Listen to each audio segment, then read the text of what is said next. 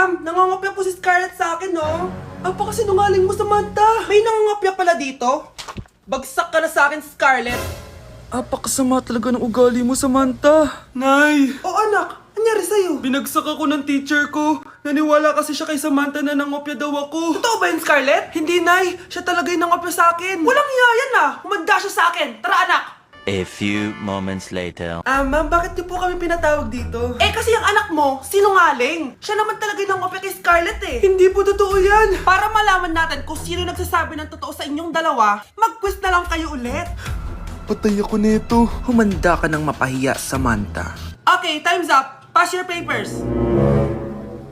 Scarlett, naka-perfect ka.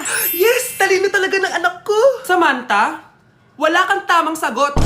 Ikaw talaga ang totoong nangungopya. Nakakahiya ka, Samantha. Humanda ka sa akin sa bahay. Tara! Huwag po, Nay.